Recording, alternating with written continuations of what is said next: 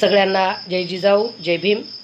या विश्वामध्ये सर्वप्रथम भारतामध्ये लोकशाहीची बीज रोवणारी तथागत गौतम बुद्ध जिच्या कुशीत या महाराष्ट्राचं नेतृत्व घडलं आणि वाढलं ते या विश्वातलं आदर्श मातृत्व राजमाता राष्ट्रमाता मासाहेब जिजाऊ, ज्यांच्यामुळे तुम्हाला आम्हाला अस्मिता आणि स्वाभिमान मिळाला असे छत्रपती शिवाजी महाराज, छत्रपती संभाजीराजे, आम्हा सर्वांना शिक्षणाची दारं खुली करणाऱ्या क्रांतिज्योती सावित्रीबाई फुले आणि महात्मा ज्योतिराव फुले हे फुले दाम्पत्य, आरक्षणाचा हक्क देणारे राजर्षी शाहू महाराज, भारतीय संविधानातून तुम्हाला मला आणि आपल्या सर्व भारतीयांना मूलभूत हक्क आणि अधिकार देणारे डॉक्टर बाबासाहेब आंबेडकर, 27 वर्ष पांढऱ्या घोंगडीवरती बसून राज्य करणाऱ्या अहिल्याबाई होळकर आणि ज्या महामानवांनी आणि महान स्त्रियांनी या देशामधील लोकांना शहाणं करण्याचा, हक्क आणि अधिकार देण्याचा आणि समता प्रस्थापित करण्याचा प्रयत्न केला, त्या सर्व महामानवांना आणि महान स्त्रियांना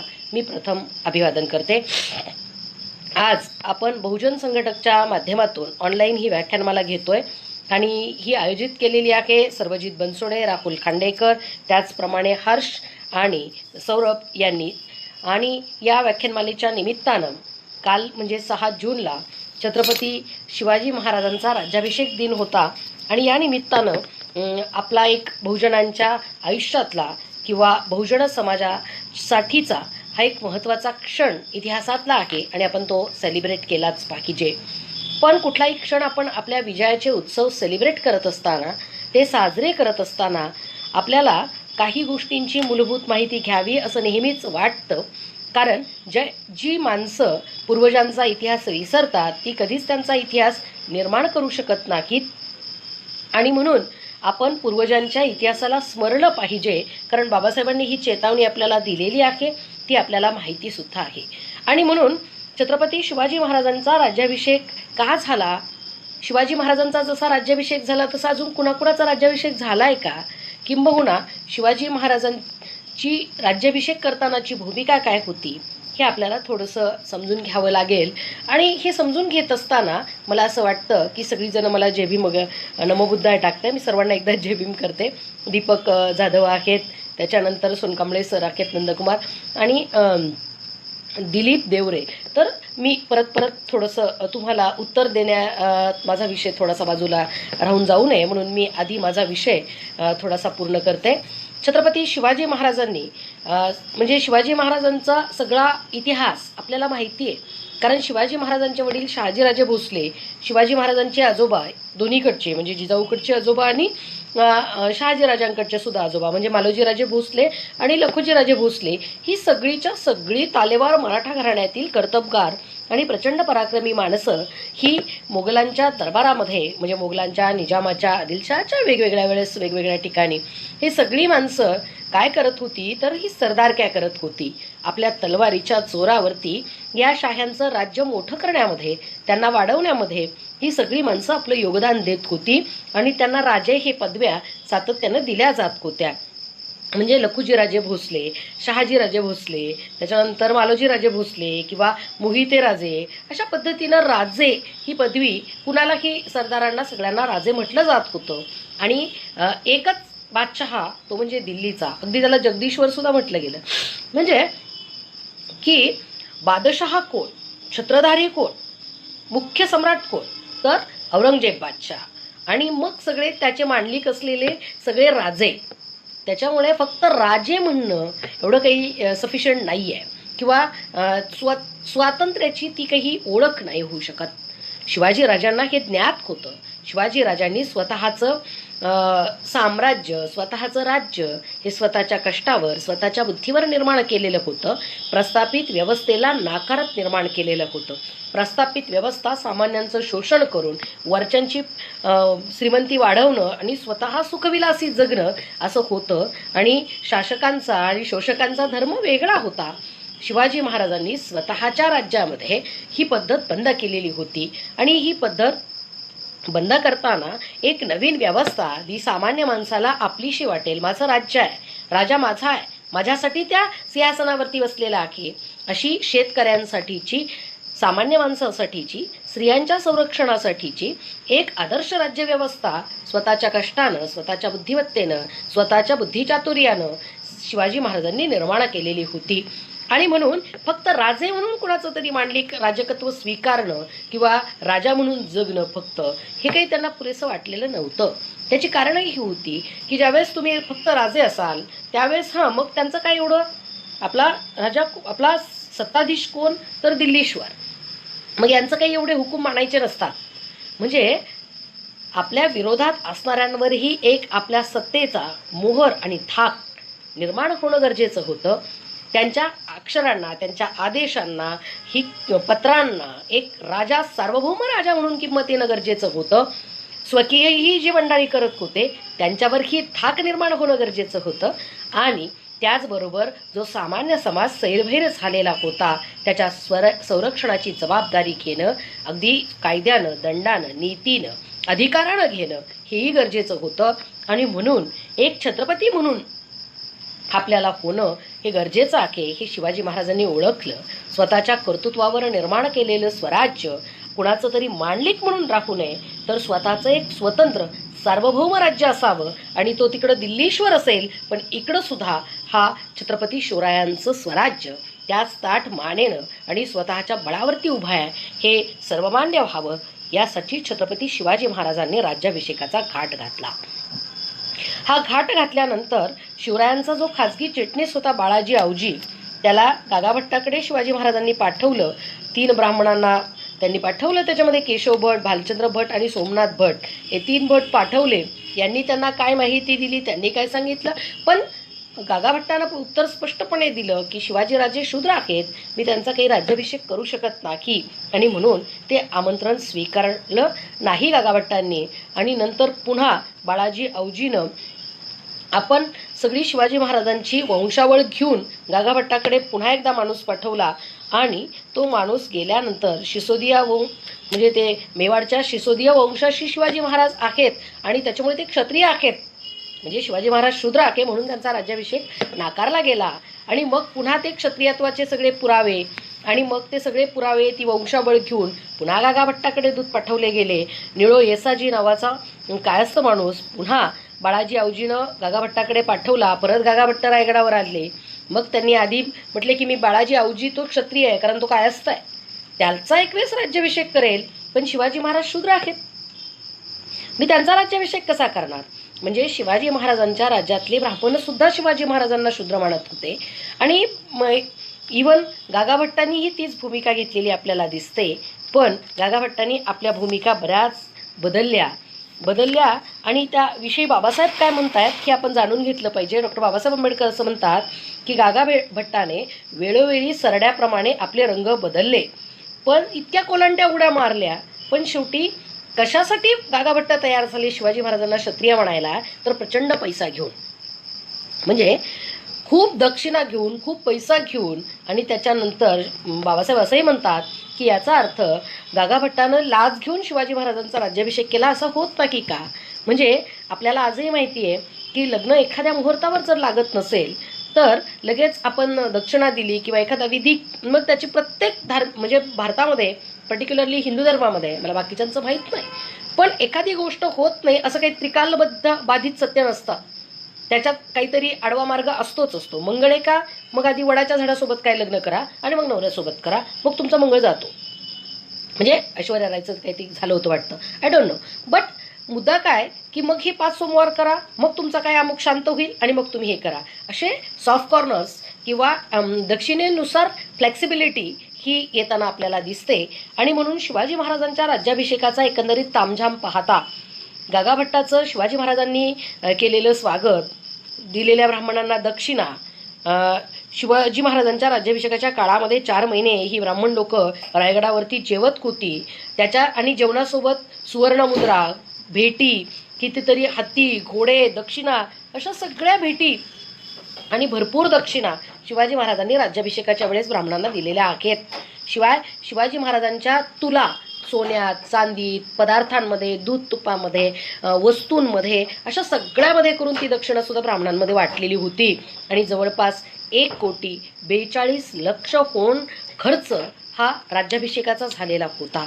म्हणजे एवढा सगळा खर्च, एवढा सगळा खजिना रिकामा करून शिवाजी महाराजांसारख्या दूरदृष्टी आणि धुरंधर माणसानं काय केलं, तर कागा भट्ट, मोरोपंत पिंगळे ह्या सगळ्यांना म्हणजे एकंदरीत राजव्यवस्थेवरती धार्मिक गुलामगिरीमध्ये पिडलेल्या लोकांना हे आपल्या बाजूनं बदलवून घेतलं आणि आपला हेतू साध्य करून घेतला.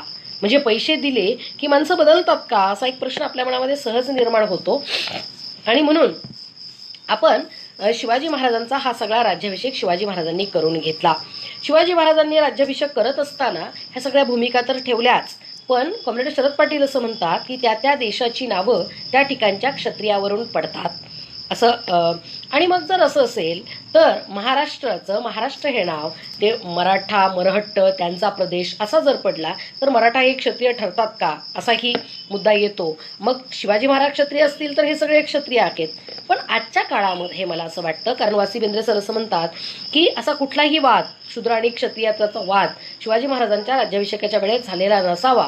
उत्तर पेशवाईमध्ये ह्या सगळ्या गोष्टी घुसडण्यात आलेल्या आहेत बखरींमध्ये, कारण पेशवाईमध्ये जे वाद होते त्याला रंगवण्यासाठी या बखरींमध्ये असं स्वरूप देण्यात आलेलं आहे असं त्यांचं म्हणणं आहे. पण एकंदरीतच अनेक इतिहासकारांनी दिलेल्या साक्षी सभासदानं असं लिहिलं की येणेप्रमाणे राजे सिंहासनारूढ झाले, या योगी सर्व पृथ्वीवर म्लेच्छ बादशाह मराठा पातशाह एवढा छत्रपती झाला, ही गोष्ट काही सामान्य झाली नाही. म्हणजे एक दिल्लीचा बादशाह सोडला तर कुणालाही छत्रधारण करण्याचा हक्क नाहीये, त्याच्या गोष्टी करण्याचा सार्वभौम राज्यकर्ता म्हणून हक्क नाहीये, सगळे नियंत्रित आहेत त्याच्या अंडरमध्ये. आणि मग अशा वेळेस हा मराठा पातशाह छत्रपती झाला, ही गोष्ट काही सामान्य झालेली नाही. शिवाजी महाराजांनी स्वतःचा राज्याभिषेक करून घेतला आणि मग राज्याभिषेकाचं सार्वभौमत्वासाठी शिवाजी महाराजांनी 3 चिन्ह धारण केली. त्याच्यामध्ये छत्र धारण करणं, स्वतःची नाणी निर्माण करणं आणि स्वतःचा शक चालू करणं. शिवाजी महाराजांनी हा जो राज्याभिषेक शक चालू केलेला होता हा पेशवाईमध्ये नाना फडणवीसाला काही गरजेचा वाटत असा झाला आणि त्यानं तो बंद केला. म्हणजे शिवाजी महाराजांनी स्वतः ज्याचे मांडलिक आहेत, ज्याचे खालचे आहेत पेशवे, त्या पेशव्यांनी शिवाजी महाराजांचा शेक बंद करावा आणि याची साधी माहिती इतिहासाच्या पुस्तकात सामान्य मुलांपर्यंत जाऊ नये, ही किती वाईट गोष्ट आहे.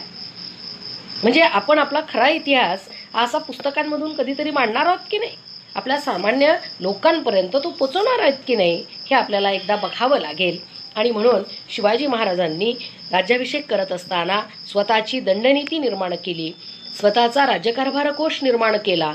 कारण ज्या नवीन राज्यकर्ता झाल्यानंतर त्याची राजमुद्रा, त्याची नाणी म्हणजे शिवराई म्हणायची मला वाटतं त्याला, आणि मग स्वतःची दंडनीती म्हणजे आज आपल्याकडे जे कायदे आहेत की कुणी कुठला गुन्हा केला तर त्या संदर्भात त्याला दंड केला पाहिजे, याच्यासाठीची दंडनीती म्हणजे गुन्हेगारांना शिक्षा करण्यासाठी, सामान्य माणसाला न्याय देण्यासाठी स्वतःची अशी दंडनीती, स्वतःला तो दंड असणं न्यायाचा. आणि म्हणून राज्याभिषेकाची गरज शिवाजी महाराजांना होती आणि शिवाजी महाराजांनी राज्याभिषेक करून घेऊन राजकीय गुलामगिरी नाकारली, पहिली गोष्ट. दुसरी आणि महत्त्वाची गोष्ट म्हणजे धार्मिक आणि सांस्कृतिक गुलामगिरी सुद्धा शिवाजी महाराजांनी नाकारलेली या ठिकाणी. म्हणजे आम्ही सवर्ण असा जो या महाराष्ट्र आणि देशभरातल्या ब्राह्मणांचा एक अहंकार आहे आणि तुम्ही सगळे शूद्र. कलियुगात काय फक्त 2च वर्ण आहेत, एक ब्राह्मण आणि दुसरा शूद्र. मग कधी सांगतात की नंदकुळासोबतच क्षत्रिय सगळे संपलेले आहेत, किंवा मग परशुरामाची कथा सगळ्यांना ऐकवली जाते की 21 वेळा पृथ्वी निश्चित्रिय केली. आता एकदा निश्चित्रिय केल्यावर 21 वेळा करायची गरज असते का? पण असे प्रश्न यांना विचारले काही अर्थ नसतो. आणि मग अशा वेगवेगळ्या प्रकारे आता क्षत्रिय नाहीतच आहेत आणि मग ब्राह्मणानंतर फक्त शूद्र आहेत, मग बाकी सगळे शूद्र. मग सवर्ण कोण? तर फक्त आम्हीच, आम्हालाच ते हक्क. आणि म्हणून शिवाजी महाराजांचा या सगळ्या गोष्टीवरचा हा विजय आहे. आणि मला असं वाटतं की या सगळ्या परिस्थितीच्या पलीकडे जाऊन शिवाजी महाराजांनी स्वतःच्या कर्तृत्वावरती हे सगळे निर्माण केलेलं होतं आणि त्याला एक अधिष्ठान देण्यासाठी आपण जसं म्हणतो ना, सही खाली शिक्का असावा लागतो, कारण त्या शिक्क्याला अधिकार आहे, त्या चेअरला अधिकार आहे आणि ते अधिकार, ते पावर, तो दंडनीती, तो दंड स्वतःच्या हातामध्ये असावा लागतो. तो शिवाजी महाराजांनी राज्याभिषेकातून घेतलेला आपल्याला दिसतो. आणि म्हणून बहुजनांच्या आयुष्यातला हा सुवर्ण क्षण आहे, हा गौरव दिन आहे, कारण या दिवशी तुम्हाला मला काहीतरी निर्माण करता येतं याची जाणीव होते. कारण शिवाजी महाराजांचे वडील सरदार होते, पण राष्ट्रमाता जिजाऊंच्या संस्कारांनी, शहाजीराजांच्या संकल्पनेनं शिवाजी महाराजांचं स्वराज्य निर्माण होऊ शकत असेल तर बहुजन समाजातली माणसं काहीही करू शकतात आणि त्यांना ते करता येतं. मुळात बुद्धीला लागलेलं जे कुलूप आहे ते खाट दिशी तोडलेलं शिवाजी महाराजांनी आपल्याला दिसतं की येस, म्हणजे पेमगिरीच्या किल्ल्यावरती शहाजीराजांनी निजामाचा वारसदार मांडीवरती घेऊन त्याचं छत्र स्वतःच्या हातामध्ये निजामाच्या डोक्यावरती धरलं. त्या ठिकाणी जिजाऊंच्या मनामध्ये हा प्रश्न नक्कीच निर्माण झाला असेल की जर निजामाचा एवढूसा वारसदार घेऊन त्याचं राज्य राखण्याची जर आपल्यामध्ये कॅपॅसिटी असेल तर आपलं छत्र निर्माण करण्याची आपल्यामध्ये का कॅपॅसिटी नाही आहे. आणि मला असं वाटतं की या प्रश्नाचं उत्तर जिजाऊंना शिवाजी महाराजांच्या राज्याभिषेकात मिळालं असणार की हो, आमच्यातही ही कॅपॅसिटी आहे, आम्ही हे करू शकतो. आणि केलं, करू शकतोच नाही, ते केलं. आणि म्हणून मला असं वाटतं की शिवाजी महाराजांचा राज्याभिषेक हा शिवरायांच्या स्वराज्याचं पूर्णत्व आहे. या देशामध्ये बहुजन समाजाचं निर्माण झालेलं ते एकमेव साम्राज्य आहे जे शेतकऱ्यांच्या, स्त्रियांच्या, सामान्य माणसाच्या हिताचं आहे. आणि म्हणून त्याचं महत्त्व वेगळं आहे. कारण हे स्वराज्य निर्माण होताना याची स्वतःची काही मूल्य होती. ती मूल्य या राज्यव्यवस्थेमध्ये जोपासलेली आपल्याला दिसत आहेत. आणि म्हणून शिवाजी महाराजांच्या या स्वराज्याचं, शिवाजी महाराजांच्या या राज्याभिषेकाचं असं आगळं वेगळं महत्त्व आहे. या राज्याभिषेकामध्ये शिवाजी महाराजांचं मंत्रिमंडळ तयार झालं. या राज्याभिषेकामध्ये युवराज म्हणून छत्रपती संभाजीराजांना नियुक्त, म्हणजे संभाजीराजे बसले. त्याच्यानंतर त्यांच्या पट्टराणी, शिवाजी महाराजांच्या पट्टराणी म्हणून सईबाई होत्या. त्याचबरोबर या मंत्रिमंडळामध्ये सरसेनापती म्हणून हंबीरराव मोहित यांची नियुक्ती झाली. आणि शिवाजी महाराजांचा राज्यकारभार हा डामाडौलानं अधिकृतपणे सार्वभौम राजा म्हणून, छत्रपती म्हणून सुरू झाला. म्हणून एक गोष्ट लक्षात घ्या, छत्रपती शिवाजी महाराजांना छत्रपती शिवाजी महाराज असंच आपण म्हटलं पाहिजे.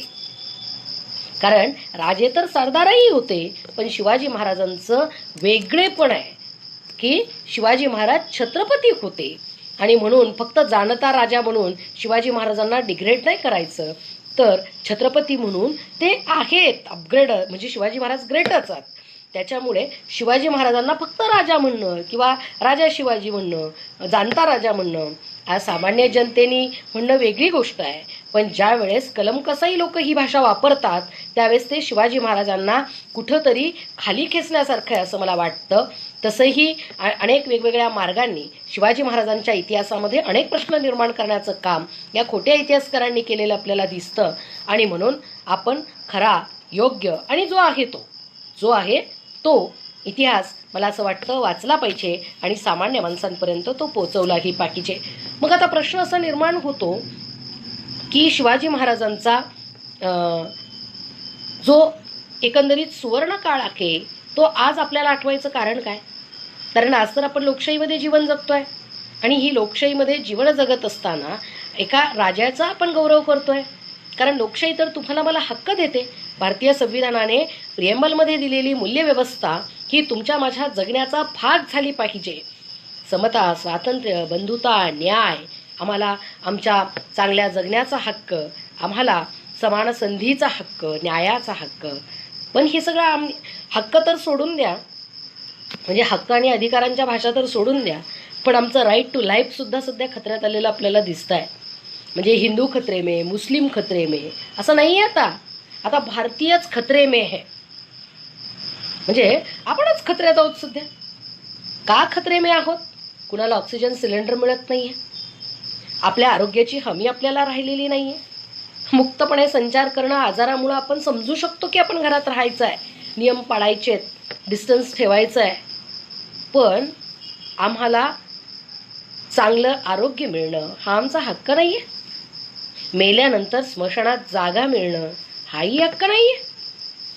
माणसं मरत असताना त्यांच्या आरोग्याची कुठलीच काळजी न घेता इलेक्शनच्या सभा घेणं हा उन्मत्तपणा आणि माजलेला राजा आम्ही आज बघत नाही आहोत का? मग अशा अवस्थेमध्ये या असल्या लोकशाहीपेक्षा शिवरायांची राजेशाही काय वाईट होती असं जर आम्हाला वाटलं असेल तर त्यात काय वाईट आहे? मराठा आरक्षणाचा मुद्द्याचा निकाल लागला आपल्या सर्वांना माहिती आहे. म्हणजे सामान्य माणसाच्या कुठल्या हक्क अधिकारावर बोलायला सरकारला वेळ आहे. आणि सरकार कुठल्या सामान्य माणसांचा विचार करतंय? अंबानीचा, अडाणीचा, भांडवलदारांचा, की फक्त सत्ताधीश होण्याचा उन्माद? कशाचा विचार करतंय सरकार नेमकं? या सगळ्या परिस्थितीचा जर आज आम्ही गांभीर्याने विचार केला तर असं राज्य जे छत्रपती शिवाजी महाराजांनी या देशामध्ये निर्माण केलं, ते राज्य आम्ही लोकशाहीत सुद्धा निर्माण नाही करू शकलो, याची उत्तर आम्ही शोधली पाहिजेत. या ठिकाणी प्रीतम डोंगरे, किरण कांबळे, अजून बरीच लोक मला सातत्यानं कमेंट करतायत आणि नमस्कार, जय भीम, जय जिजाऊ करतायत. धन्यवाद. तर मुद्दा असा आहे की ज्या वेळेस आजच्या प्रश्नांवर आम्ही बोलतो त्यावेळेस आम्हाला याची उत्तरं सापडत नाहीत. अनेक कविता लिहिल्या गेल्या, अनेक लोकांना, सामान्य माणसाला वाईट वाटलं, माणसं हेलावली, पण फक्त हेलावून जमणार आहे का? याचा विचार आम्हाला करावा लागेल. आणि फक्त विचारच नाही तर कृतीतून सुद्धा काहीतरी करावं लागणार आहे. कारण आमच्या भावना, आमच्या संवेदना कुठेतरी व्यक्त करणं ही काळाची गरज आहे. शिवाजी महाराजांच्या राज्यामध्ये शिवाजी महाराज सांगतायत की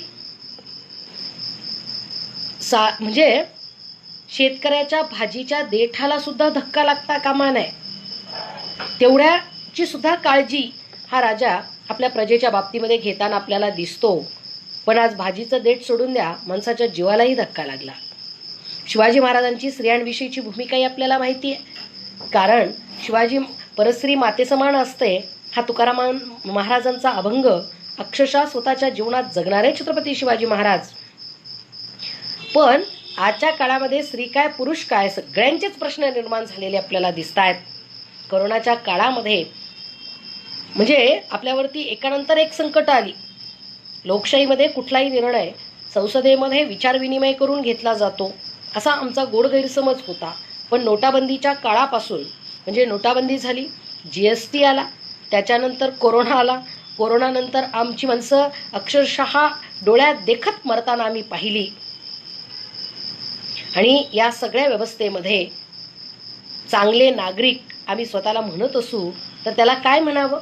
कारण प्रत्येक वस्तू डबल किमतीत विकणं हा व्यवसाय झाला, टिबल किमतीत विकणं. आणि त्याच्यानंतर सगळी अर्थव्यवस्था कोलमडलेली आपल्याला दिसते. शिवाजी महाराजांनी स्वराज्य सांभाळताना जनतेच्या हितासाठी आपल्या तिजोरीतला पैसा कधी कमी पडू दिला नाही, मला असं वाटतं. आणि मग हे आपल्याला सगळं इतिहास सांगत असताना आपण आज म्हणजे या सगळ्या देशाच्या परिस्थितीकडे जेव्हा बघतो की गंगेतनं अक्षरशः प्रेत वाहत आहेत, कुठं गेलं तुमच्या पावित्र्याच्या व्याख्या? सातत्यानं ओरडायचं की गंगा हमारी माता, हे गंगेचं शुद्धीकरण झालं काय, ती 2-3 तास आरती झाली, इकडं बुलेट ट्रेन आणायची गरजच काय जर तुम्हाला आरतीला एवढे 3 तास असतील तर. भारतीय लोकांना पूजा अर्चा, अंधश्रद्धा, उपवास या गोष्टींसाठी प्रचंड वेळ आहे. कोरोना देवीची पण स्थापना झाली, तिच्या आरत्या पण येतील, त्याच्यावर अनुष्ठानं पण निघतील आणि ती लोक करतीलही. पण ह्या सगळ्या परिस्थितीमध्ये पाठीमागे एक व्हिडिओ आला होता व्हॉट्सअपला, एका बाईला एक साधू खूप मारतोय. म्हणजे तो काहीतरी तमिळ तेलुगू असल्या भाषेतला होता, मला काही माहीत नाही, पण इतका मारतोय तरी ती बाई सहन करतीये, त्याच्या पाया पडतीये. म्हणजे किती किती गुलामी आहे धार्मिक. तेवढं जर नवऱ्यानं मारलं तर डोमेस्टिक व्हायलन्सचा गुन्हा दाखल करण्याचा हक्क आहे स्त्रीला. पण तेवढं जर साधू मारत असेल मग काय? आमचा देश किती महान आहे. कारण या देशात आसाराम सारखे, राम रहीम सारखे लोक जेलमध्ये आहेत जे स्वतःला साधू म्हणून घेत होते. शिवाजी महाराज कदाचित त्यांच्या आयुष्यामध्ये ते कुठल्या शक्तीला, देवाला मानतही असतील, पण त्या सगळ्या स्वतःच्या मानण्याचा परिणाम राज्यकारभारावरती, सामान्य माणसांवरती झालेला मात्र कधी दिसला नाही. कारण इतिहास साक्ष आहे त्या गोष्टींना. आणि म्हणून मला असं वाटतं की आजच्या काळामध्ये शिवरायांच्या स्वराज्याच्या मूल्यांची आठवण आपण केलीच पाहिजे. पण ती मूल्य आजच्या समाजामध्ये कुठं रुजवता येत आहेत का, येतील का? आणि आजचे शिवाजी महाराज किंवा छत्रपती शिवाजी महाराज, लोकशाहीमध्ये तर राजा या किंवा छत्रपती हे पदही आपण लोकशाहीमध्ये स्वीकारलेलं जरी नसलं तरी आमच्या देशाचे राजे लोक निवडून देत असताना आपल्याला हा विचार नको करायला? मी कुठल्याही राजकीय पक्षाची प्रतिनिधी नाही आहे, पण सरकार निवडून दिल्याचे किती वाईट परिणाम देशाला भोगावे लागू शकतात ह्या सगळ्या गोष्टी आपण पाहत आहोत. आणि म्हणून आपल्याला जर व्यवस्था परिवर्तनाचा संघर्ष करायचा असेल तर राजकीय व्यवस्था की त्यातली महत्त्वाची व्यवस्था जरी असली तरी त्याच्या अगोदर वैचारिक प्रबोधनाला पर्याय नाही हे आपण समजूनच घेतलं पाहिजे. शिवाजी महाराजांनी म्हणजे संत तुकाराम महाराजांच्या एकंदरीत कीर्तनातून आणि प्रबोधनातून महाराष्ट्र प्रबोधित झालेला आहे. कर्मकांड नाकारत फक्त भक्तीमध्ये लीन होणं, आणि भक्तीला काहीही लागत नाही, कारण ईश्वर कुठे तुमच्या हृदयात आहे. संत चळवळीनं काय सांगितलं? संत चळवळीनं सांगितलं ईश्वर दगडाधोंड्यात नाहीये, तुमच्या हृदयात आहे. आणि म्हणून कर्मकांडांची कुठलीच गरज नाही. आणि या प्रबोधनावरती महाराष्ट्रातल्या एकंदरीत सामान्य माणसाचं परिवर्तन झालेलं दिसतं. आणि त्याच्यावरती शिवरायांच्या स्वराज्याचा एक शिरपेच खोलेला. कारण शिवाजी महाराजांनी सुद्धा स्वतःचं राज्य हे सामान्याचं शोषण न करता सामान्यांना उभं करण्यासाठी निर्माण केलेलं आहे. शेतकरी, कारागीर, कामगार, सैन्यातली माणसं या सगळ्यांच्या हिताचा निर्णय, सामान्यावर अत्याचार न करणं, शेतमालाला भाव देणं, ह्या सगळ्या गोष्टी, त्यांच्यासाठी बाजारपेठा उभं करणं, सामान्य माणसावर अन्याय न होऊ देणं, आणि सरदारांनी जरी चुकीच्या गोष्टी केल्या तरी त्यांना शासन करणं. आपल्याला रांझ्याच्या पाटलाची गोष्ट सगळ्यांना माहिती आहे. आणि म्हणून ही दंडनीती इतक्या योग्य प्रकारे शिवाजी महाराजांनी वापरली की त्याची एक जरब आणि धाक सामान्यांमध्ये निर्माण झालेला आपल्याला दिसतो. मग या जरब आणि धाकामुळेच शिवाजी महाराजांच्या राज्याचा एक वेगळा दरारा होता. म्हणजे दुश्मनाला सुद्धा ज्यावेळेस शिवाजी महाराज मरण पावले त्यावेळेस खाफी खान हा औरंगजेबाचा इतिहासकार लिहितो की औरंगजेब काय म्हणाला, स्त्रियांचा रक्षक हे जग सोडून गेला, म्हणजे स्त्रियांचा रक्षक हे जग सोडून स्वर्गात गेला. आणि म्हणून आपण या गोष्टी सुद्धा लक्षात घेतल्या पाहिजेत की जिथं दुश्मनाला सुद्धा गुण मान्य करावे लागतात, इतकं आदर्श आणि इतकं मूल्यवान, इतकं मूल्यांनी व्यवस्थित बस्तान बसवलेलं शिवरायांचं स्वराज्य, ज्याचं अधिष्ठान, ज्याची पायाभरणी राष्ट्रमाता जिजाऊ या एका धुरंधर कर्तृत्वान स्त्रीनं आणि शहाजी राजांसारख्या पराक्रमी पित्यानं केलेली आहे, त्याच्यावरती हा सगळा इमला उभा आहे. आणि म्हणून शिवाजी महाराजांच्या राज्याची मूल्य ही भारतीय संविधानाची मूल्य आपल्याला वाटतात. आता प्रश्न फक्त एवढाच असतो की या मूल्यांची कुठं अंमलबजावणी होताना आपल्याला दिसते का? आणि म्हणून ही संविधानाच्या मूल्यांची सगळीकडे पायमल्ली होताना आपल्याला दिसते, सगळीकडं ती डावललेली आपल्याला दिसतात. सगळ्यात महत्त्वाचा आपला राईट व्हायलेट झाला तो म्हणजे राईट टू लाईफ. जगण्याचा हक्क पूर्णपणे या देशामध्ये आज रोजीला व्हायलेट झालेला आहे. तो पूर्णपणे आपल्यापासून हिरावून घेतल्यासारखा आहे. आणि म्हणून ठिकठिकाणी अगदी आपल्याच माणसांची प्रेत जाळायला हजारो रुपये खर्च करावे लागले हो. आणि कुणाकुणाला स्मशान नशीब होत नाहीये, कुणाकुणाला माणसांची तोंडही दिसत नाहीयेत. आपला माणूस आपल्यातून निघून जातो. याचं सतत दुःख करावं की त्याची बिलं भरावीत अशी अवस्था आहे. राम मंदिराची पायाभरणी, उद्घाटन, संसदेच्या इमारतीचं उद्घाटन तर झालं, पण या देशामध्ये प्राथमिक शिक्षण, माध्यमिक शिक्षण, हायर एज्युकेशन आणि आम्हाला हवा असलेल्या आरोग्यासाठी चांगल्या क्वालिटीची अद्यावत दवाखाने कधी सुरू होणार आहेत? आमचा प्रश्न मंदिर नाही आहे हे लोकांना कळालंय आता. आणि समजलं नसेल तर ती माणसं त्यांना काय म्हणावं याच्यासाठी आपल्याकडे उपमा नाही आहेत. मंदिर ही माणसाची गरज नाही आहे. माणसाची गरज आहे चांगलं शिक्षण, चांगलं आरोग्य. माणसाची गरज आहे त्याला जगण्यासाठी हव्या असणाऱ्या सोयीसुविधा, स्वच्छ हवा, स्वच्छ पाणी, ह्या आमच्या गरजा आहेत. पण या गरजावर न बोलता राम मंदिर झालं पाहिजे, बुलेट ट्रेन आली पाहिजे, आणि आतापर्यंत यांनी काय केलं आणि त्यांनी काय केलं. आणि म्हणून मला असं वाटतं की आपण एक तरुण नागरिक या देशाचे म्हणून, नागरिक म्हणून, तरुण काय म्हातारे काय, वय आणि तारुण्याचा तसं काही प्रश्न नाही असं मला नेहमी वाटतं, पण आपण या देशाचे नागरिक म्हणून तरी आपण कुठंतरी या गोष्टींशी प्रश्न विचारण्याचं धाडस केलं पाहिजे. कोरोना काळात एक झालं, पोटापाण्याचेच प्रश्न एवढे बिकट झाले की वैचारिक प्रश्न आणि सत्तेला प्रश्न विचारायचे असतात ही सुद्धा माणसं विसरून गेली हो. आणि म्हणून तरी सुद्धा अंधभक्त लेखच्या लेख लिहितात की कोरोनाची अमुक लाट मोदी साहेबांनी इतक्या यशस्वीपणे परतवली. हे होतेच कुठं लाटेत? ते इलेक्शनमध्ये होते,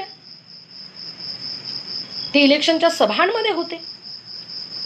आणि म्हणून आपल्याला येणाऱ्या काळामध्ये फुले शाहू आंबेडकरांची, छत्रपती शिवाजी महाराजांची मूल्य समाजामध्ये रुजवायची असतील तर आम्हाला मताचं बटन दाबताना विचार करावा लागणार आहे की आम्ही कुणाला देतोय, कुठली माणसं उभी राहत आहेत, की फक्त पैशाच्या बाजारावर इलेक्शन्स होणार आहेत आणि आम्ही मतं देणार आहोत. शिवाजी महाराजांना तर लोकांनी नियुक्त पण केलं नव्हतं, स्वकर्तृत्वावर सगळं स्वराज्य निर्माण केलेलं होतं. तरी सुद्धा लोकांचं मी देणं आहे, तरी सुद्धा या सामान्य माणसाचा मी पोषण करताय, मी वाली आहे, मी रक्षक आहे, ही भूमिका शेवटच्या श्वासापर्यंत महाराजांनी निभावली. आणि नुसती निभावली नाही तर त्यांच्या प्रत्येक आदेशात, त्यांच्या पत्रांमधून, त्यांच्या एकंदरीतच राज्यकारभाराच्या धाटणीवरून, वेगवेगळ्या केलेल्या ठिकाणच्या स्वाऱ्या, त्या ठिकाणी सगळ्या गोष्टी ज्या केल्या त्याच्यावरून हे आपल्याला कळतं. आणि तरी सुद्धा एवढा महान राजाच्या कर्तृत्वावर कोणी लक्ष देऊ नये. लक्ष कशावर द्यावं? शिवजयंतीची तारीख काय, शिवाजी महाराजांचे गुरु कोण, शिवाजी महाराजांनी राज्याभिषेक करताना मग शिवाजी महाराज शूद्रच होते. आणि सगळ्यात महत्त्वाची गोष्ट, हे सगळे द्वंद्व निर्माण करायचे महामानवांच्या इतिहासात, जेणेकरून या द्वंद्वातच भांडत राहा, त्या महान माणसापर्यंत पोचूच नका.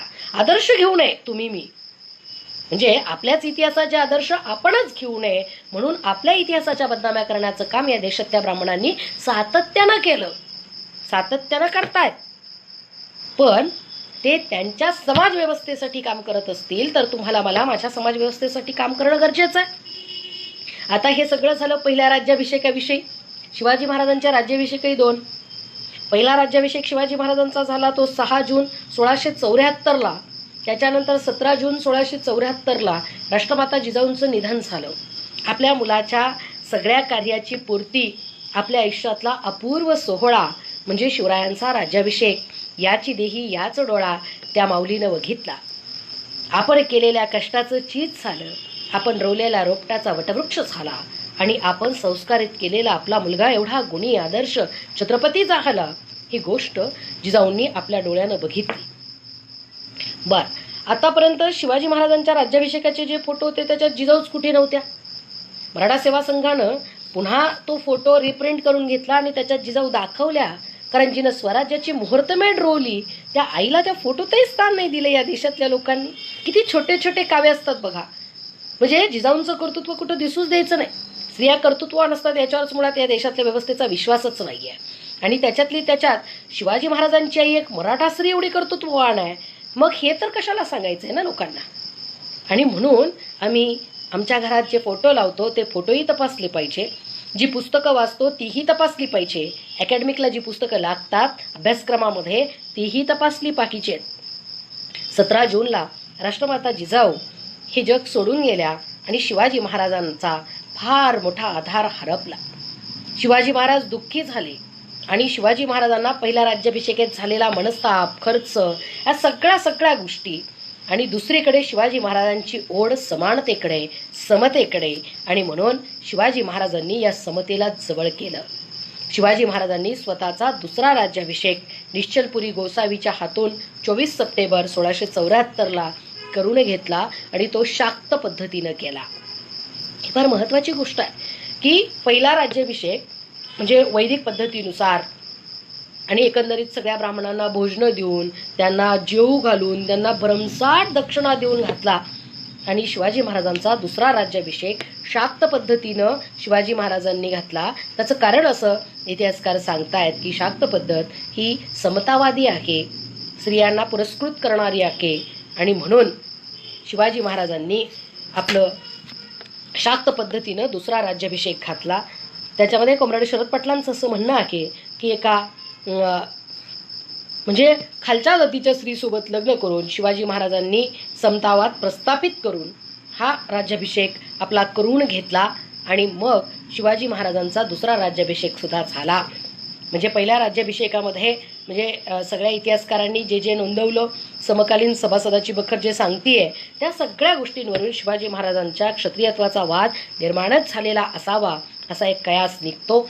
आणि मग शिवाजी महाराज कदाचित या वादाला म्हणजे स्वतःच्या कर्तृत्वानं राज्य निर्माण करायचं, मनगटाच्या जोरावरती रात्रंदिवस शत्रूचा पाठलाग करत त्याला नामोहरण करायचं, चोख राज्यकारभार करायचा, उत्तम न्यायव्यवस्था सांभाळायची, आणि तरी सुद्धा फक्त तुम्ही जन्मानं कोण आहात ह्या गोष्टीनं कुणीतरी येऊन तुम्हाला क्षणात नाकारायचं.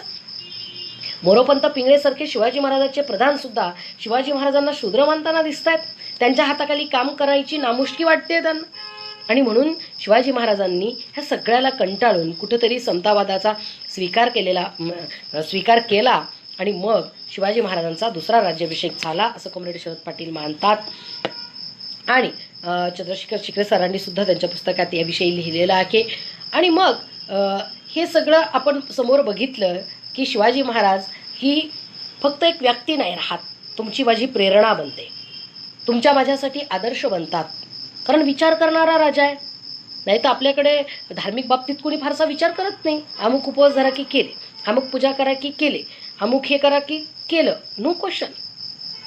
पण संभाजी महाराज संस्कृत पंडित होते. गागाभट्टानं स्वतःचा एक ग्रंथ त्यांना सविस्तर वर्णन संभाजीराजांचं केलेलं आहे. आणि म्हणजे मला आता त्याचं नाव आठवत नाही आहे, पण तो ग्रंथामध्ये संभाजीराजांविषयी, त्यांच्या बुद्धिमत्तेविषयी, त्यांच्या संस्कृतच्या ज्ञानाविषयी अत्यंत उत्तम पद्धतीनं लिखाण केलेलं आहे. म्हणजे सुसंस्कृत असलेला हा राजकुमार याला राज्याभिषेकाच्या वेळेस हजर असताना हे सगळं बाप लेकांनी अनुभवलेलं होतं आणि म्हणून दुसरा राज्याभिषेक त्यांनी करून घेतला असं इतिहास आपल्याला सांगतो. एकीकडे असंही सांगितलं जातं की राज्याभिषेकानंतर काही दिवसातच जिजाऊंचा मृत्यू झाला. काही कागदपत्र असलेला काहीतरी भाग किल्ल्याचा जळाला, खूप अपशकुन झाले, म्हणून दुसरा राज्याभिषेक केला. काहीही असो, मुद्दा असा आहे की या देशातल्या व्यवस्थेला नाकारत आमच्या छत्रपती शिवाजी महाराजांनी स्वतःचा राज्याभिषेक करून घेतला, स्वतःला सार्वभौम राजा म्हणून डिक्लेअर केलं, स्वतःच्या हातामध्ये दंडाधिकार घेतले आणि ते आमच्यासाठी अभिमानास्पद आहे. तो आमचा आदर्श आहे. राज्य कसं असावं? शिवरायांच्या स्वराज्यासारखं असावं. राज्य कशानुसार चालावं? भारतीय संविधानाच्या मूल्यानुसार चालावं, भारतीय संविधानाच्या चौकटीत चालावं. आणि अब्राहम लिंकनची व्याख्या आपल्याला माहिती आहे लोकशाहीची. अर्थात ती व्याख्या अस्तित्वामध्ये कुठेही कुणीही पाळताना दिसत नाही आहे आणि त्याच्यावर कुठेही विचारमंथन सुद्धा होताना दिसत नाही आहे.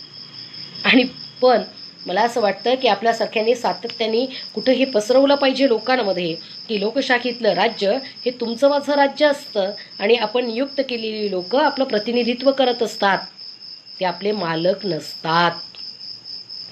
आपल्या देशामध्ये राज्य करणारी लोक, राजकीय नेते जनतेचे मालक झाले आणि अनेक सरंजामशाह्या निर्माण झाल्याचं एक वातावरण आपल्या अवतीभोवती निर्माण झालेलं आपल्याला दिसतं.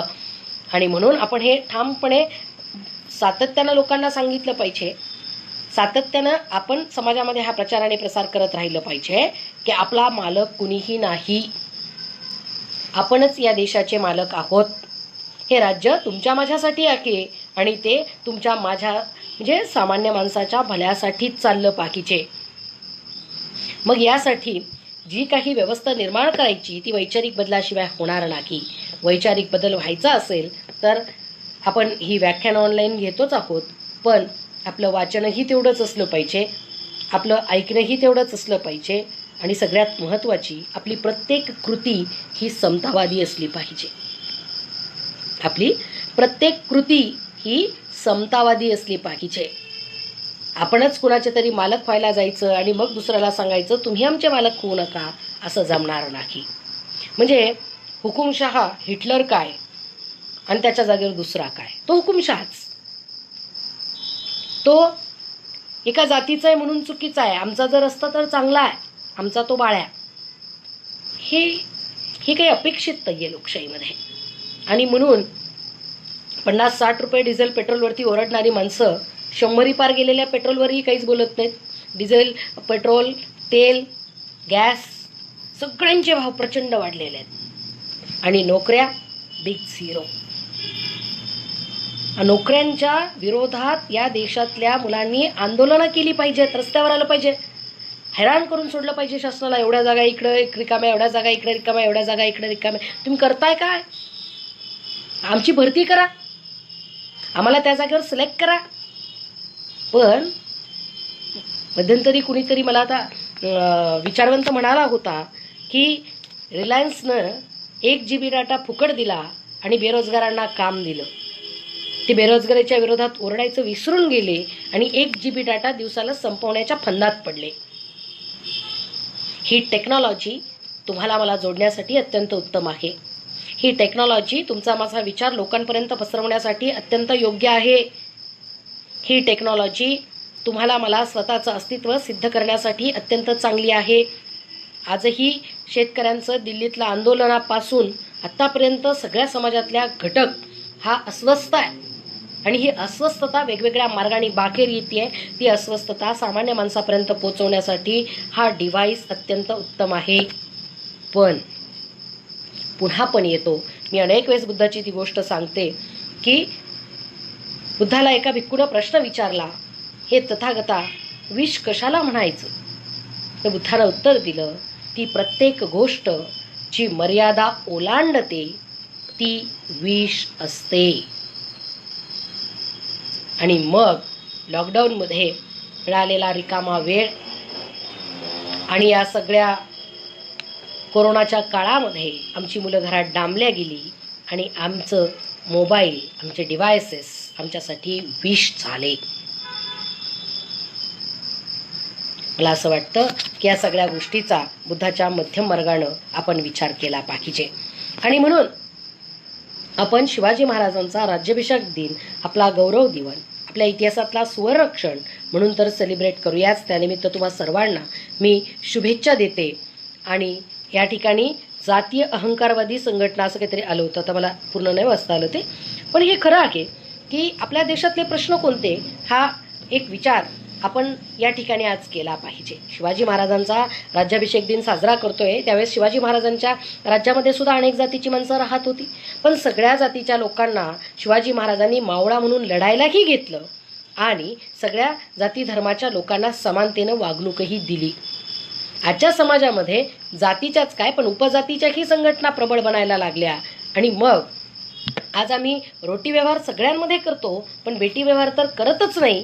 पण राजकारण्यांच्या बाबतीत सुद्धा असंच झालंय की मी माझ्या जातीचाच, मी माझ्या धर्माचाच. आणि मग ही जी व्यवस्था आहे, म्हणजे जाती, अगदी कोणकोणत्या जातीच्या नेत्याचं नाव घेतलं की त्याची जात आपल्यासमोर उभी राहते. हे वास्तव आहे, मी कोणाचंही नाव घेत नाही. पण ही जाती व्यवस्था आणि त्यात त्या पदही मग त्या जातीच्यांना देणं, आपण कुठंतरी ही व्यवस्था बदलणं अपेक्षित आहे. मला नेहमी असं वाटतं, ती एक गोष्ट मी तुमच्या पुढं मांडते, मला नेहमी असं वाटतं की प्रत्येकाचा धर्म हा उंबरठ्यापर्यंत राहिला पाहिजे. उंबरठ्याच्या बागेत तो एक भारतीय नागरिक आहे, एवढ्याच गोष्टीनं तो जगला पाहिजे, एवढ्याच मूल्यानं तो जगला पाहिजे. त्याचा जो कुठला धर्म असेल, हिंदू, ख्रिश्चन, ईसाई, शीख, बौद्ध, कुठलाही धर्म, शिवधर्म, कुठलाही धर्म असेल, तो त्याच्या उंबरठ्याच्या आत राहिला पाहिजे. त्याची कर्मकांड, त्याची जी काही त्याचं वाचन असेल, त्याची पूजा असेल, त्याचं काय करणं असेल, ते सगळं उंबरठ्याच्या आत. उंबरठा ओलांडताच तुम्ही या देशाचे नागरिक झाला पाहिजेत. या देशाच्या मूल्यव्यवस्थेनुसार आपण जगण्यासाठी बांधील असलो पाहिजे. आणि दुसरी आणि महत्त्वाची गोष्ट म्हणजे आपण आता डिकास्ट व्हायला हवं. डिकास्ट, आपण आता जाती सोडून द्यायला हव्यात. आणि ही जात ही एक भौतिक व्यवस्था आहे, तिचे जे जे आधारस्तंभ आहेत ते आपण आता तोडले पाहिजेत. कारण शिवरायांचं नाव घेताना आपल्याला 18 पगड जातीचे मावळे जाणवतात आणि या 18 पगड जातीच्या मावळ्यांना स्वतःच्या राज्यामध्ये सामावून घेऊन अधिकाराची पदं देऊन योग्य माणसाला योग्य ठिकाणी नेमण्याची कला शिवाजी महाराजांमध्ये फार मोठी आपल्याला दिसते. आणि म्हणून 18 पगड जातीचे आलुतेदार, बलुतेदार, त्याच्यानंतर सैन्य, या सगळ्या व्यवस्थेला सामावून घेणारे जर शिवाजी महाराज होते, तर आम्ही तर आज लोकशाहीमध्ये आहोत. आम्ही आता जातीच्या, धर्माच्या पलीकडे जाऊन माणूस म्हणूनचं मूल्य प्रस्थापित केलं पाहिजे आणि प्रत्येकाला माणूस म्हणूनचं मूल्य मिळण्यासाठी माणसाचं राज्य निर्माण केलं पाहिजे असं मला वाटतं. आणि ते जर झालं तर आपण माणसांच्या प्रश्नावरती विचार करू. आज आपण एका जातीच्या, एका धर्माच्या, एका गोष्टीच्या याच्यावरती विचार करतोय. कोरोना काळात आपण विचारलं का की माझ्या शेजारच्या बेडवरचा माणूस कुठल्या जातीचा आहे? स्मशानात विचारलं का की कुणी प्रेत वाहून आणली, कुठल्या NGOनं आणली, कुठल्या जातीच्या माणसांनी आणली, कुणी अग्नी दिला, कुणी पेटवला, कुणी पाणी बिनी पाजणं बिजणं सगळे प्रकार डब्यात गेले. कुठले विधी नाही, कुठली गोष्ट नाही, काही राहिलं नाही. या सगळ्यातून एकच उत्तर मिळतं, ते म्हणजे या सगळ्याच्या धर्मापलीकडे तुमचं माझं जगणं आहे, तुमचं माझं अस्तित्व आहे. आणि ते अस्तित्व माणूस म्हणून आहे. माणसाला बुद्धी आहे, त्या बुद्धीच्या जोरावरती स्वतःचं जगणं चांगलं करणं, आपल्या आजूबाजूच्या जगण्याला कल्याणकारी करण्यासाठी आपण प्रयत्न करणं आणि मानव समूह म्हणून उच्चस्थानी आपण स्वतःला घेऊन जाणं हे आपलं काम आहे. आणि ते काम आपण करूया असं मला वाटतं. शिवाजी महाराजांच्या राज्याभिषेक दिनाच्या मी तुम्हा सर्वांना शुभेच्छा देते. येत्या 17 जूनला राष्ट्रमाता जिजाऊंचा स्मृती दिन आहे. आपल्या भाषासुद्धा मला असं वाटतं की या नव्या धाटणीच्या, नव्या वळणाच्या असाव्यात, ज्या अंधश्रद्धायुक्त नसाव्यात. आणि म्हणून या जिजाऊंच्या स्मृतिदिनानिमित्त मी राष्ट्रमाता जिजाऊंनाही अभिवादन करते आणि तुम्हा सर्वांना शिवाजी महाराजांच्या राज्याभिषेक दिनाच्या शुभेच्छा देते. आज या ठिकाणी बहुजन संघटकच्या पेजवरती मला जे वाटलं शिवाजी महाराजांच्या राज्याभिषेकानिमित्त ते मी मांडलं. कुणीतरी एक प्रश्न टाकला होता की 24 सप्टेंबरचा राज्याभिषेक दिन आपण साजरा केला पाहिजे का? तर मला निसंशयपणे असं वाटतं की हो, आपण 24 सप्टेंबरचा दुसरा शिवाजी महाराजांचा शाक्त पद्धतीनं झालेला राज्याभिषेक साजरा केलाच पाहिजे. कारण तो समतावादी होता, समताधिष्ठित होता असं म्हणतात. या ठिकाणी माझ्याकडे फार जुना अंक मला सापडला, तो तुम्हाला उलटं दिसतंय, ओके. सत्यशोधक चाके, मार्क्सवाद, फुले आंबेडकरवाद, तो कॉम्रेड शरद पाटील मला वाटतं त्याचे संपादक होते. आणि मला वाटतं कशाला इथं लिहिलेलं आहे ना, तर या अंकाच्या पाठीमागे समतेचा प्रतिसूड म्हणून एक छत्रपती शिवाजी महाराजांवरची कविता आहे, ती मला आज तुम्हाला सांगावीशी वाटते आणि मग मी थांबेल. तत्पूर्वी बहुजन संघटक पेजवरती राहुल, सर्वजित, त्याच्यानंतर हर्ष आणि सौरभ या सर्वांनी मला या ठिकाणी निमंत्रित केलं, तुमच्याशी संवाद साधण्याची संधी दिली, त्याबद्दल मी या सर्व संयोजक टीमची आभारी आहे. तुम्ही सर्वजण मला अप्रत्यक्षरित्या का होईना ऐकताय, या ठिकाणी तुम्हाला कमेंट पण करताय. प्रत्येकाचं नाव मी घेऊ शकत नाही, टोनपे, जाधव सर आणि असे सगळीजणं मला बघतायत, ऐकतायत, लाईक करतायत, कोणी काही कमेंट पाठवत आहे. मी तुम्हा सर्वांची अत्यंत आभारी आहे आणि मी कविता म्हणून थांबते. अरे शिवशाहीच्या भक्तांनो, दुखतंय कुठे आणि दाखवता कुठे? महापुरुषांची बदनामी गोब्राह्मण प्रतिपालक होता म्हणून होते की अस्पृश्य शूद्र स्त्रियांचा प्रतिपालक म्हणून होते? तो हिंदू पदपातशाह म्हणून होते की सर्व धर्मशास्ता म्हणून होते? सर्व धर्मशास्ता. बघा म्हणजे शिवाजी महाराजांची बदनामी का होती याच्यावरती ही कविता आहे. तो हिंदू पादशाह म्हणून होते की सर्व धर्मशास्ता म्हणून होते? सजातीय पुनर्विवाह केला म्हणून होते की शाक्त राज्याभिषेकात त्याने अस्पृश्येशी सोयरीक केली म्हणून होते? ज्याचं त्याने प्रतिपालन केलं म्हणून उदो करता त्याच्याच मंत्र्यांनी त्याला विषप्रयोगाने मारवलं आणि ज्याला भडागणी देताच ते स्वराज्यांगार स्वराज्याची फाळणी करायला निघाले. शिवाजीशी शैवविवाह केलेली ती अस्पृश्य कोण होती? ब्राह्मणी बरवरींना शाक्त राज्याभिषेक ब्राह्मणी बखरींना शाक्त राज्याभिषेक पुसता आला नाही, पण तिचं नाव मात्र त्यांनी नामशेष केलं. बहिष्कृतांची जी खाई तिने शैवविवाहाने मिटवू पाहिली, त्याच खाईत तिला टकमकीवरून लोटून ब्राह्मणी इतिहासाने तिला मिटवू पाहिलं. पण ब्राह्मणी इतिहासच मिटतो आहे आणि मिटणाऱ्या जात्यंताच्या खाईतून प्रतिसूड बनून समतादात्री शिवशास्ती वर येते आहे. याचा शेवट प्रचंड आशादायी आहे. या शेवटामध्ये कवी असं म्हणतात की ब्राह्मणी इतिहासकारांनी हे सगळं शिवाजी महाराजांची बदनामी का केली? तर त्यांचं सर्व समताधिष्ठित राज्य आपल्याला माखीत होऊ नये म्हणून केली. पण ही ब्राह्मणी विषमता व्यवस्थाच आता कुठंतरी लयाला चाललेली आहे आणि ब्राह्मणी इतिहासच मिटतो आहे आणि मिटणाऱ्या जात्यंताच्या खाईतून प्रतिसूड म्हणून समतादात्री शिवशास्ती वर येते आहे. मला वाटतं कवीचं हे आशादायी वाक्य येणाऱ्या काळामध्ये लवकरच खरं ठरावं, ब्राह्मणी इतिहास मिटावा आणि या देशामध्ये समतादात्री शिवशास्त्री शिवरायांच्या स्वराज्यानुसार चालणारं शासन लवकरच येवो, या शुभेच्छा मी तुम्हाला देते आणि थांबते. धन्यवाद. जय भीम, जय